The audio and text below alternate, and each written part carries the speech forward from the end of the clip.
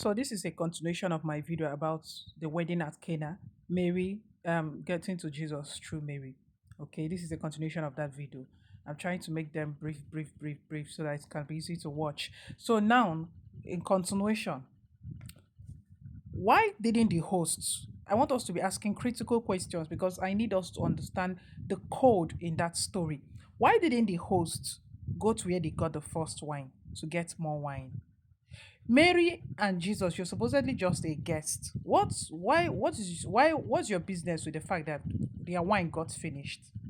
So that you can understand that it is not about the wedding, it is about the mystery behind the story. That is what I need us to what? Decode and understand. Now, when they came to her to say, help us talk to your son, she went to her son. Okay? There is a problem has already presented. There's an issue at hand. And so the mother did what? The mother knew that her son can do this. Like, she knew that her son can give the instruction for this to be carried out. Because remember, I said the feminine is to what? Conceive, nurture, bring forth. The work of the masculine, the functions mind is what?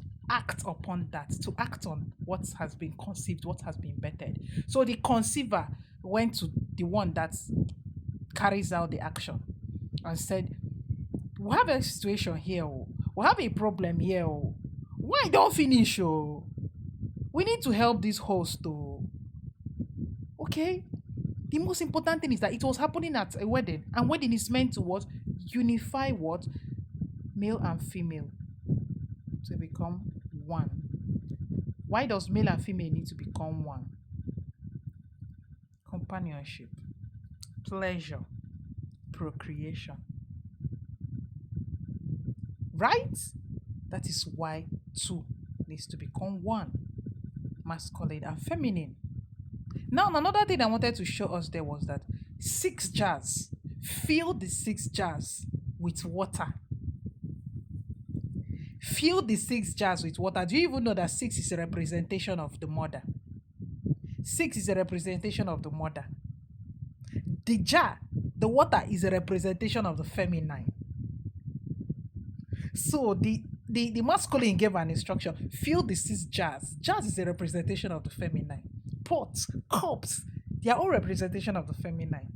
Fill the 6 jars with water. And the number of the jar was what? Exactly 6, which is still the number of the feminine. Creation cannot take place without the feminine. I just wanted to re-emphasize it again. I feel like re-emphasizing it again so that people can understand what I'm saying. Creation cannot take place without the feminine.